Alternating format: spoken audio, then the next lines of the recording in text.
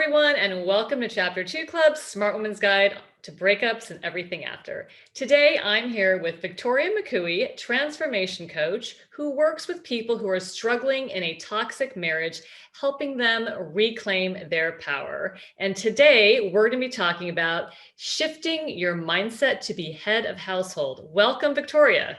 Thanks for having me, Melanie. Thank you for being here. Let's jump right in. Yeah.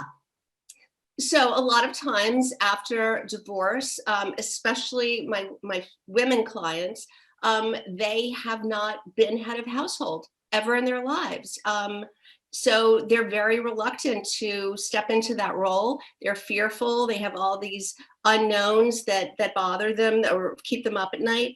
Maybe they've never paid the bills. Maybe they've never had to budget. Maybe they've never had to hire an accountant or a roofer or a plumber or whatever. A lot of times they've handed that role off.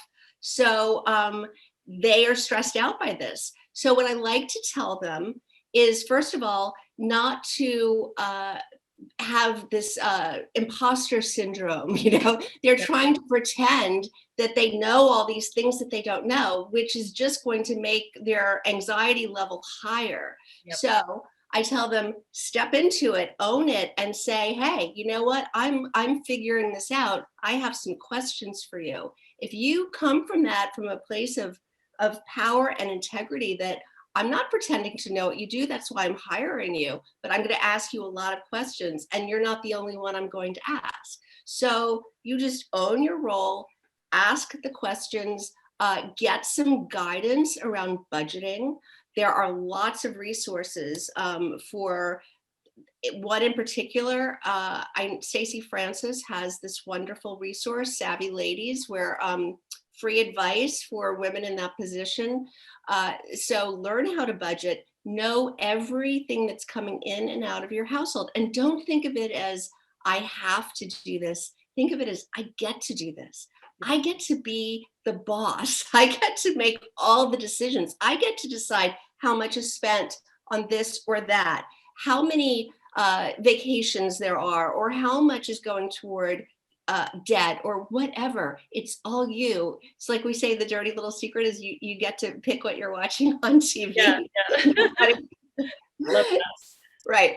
So does that, do you have questions around that or? No, this is great. I mean, I became head of household also, post my divorce. Luckily, I was pretty on top of, the finances, even though he, paid all of them. I was very good with like an Excel spreadsheet and kind of mapping out the bills and things like that.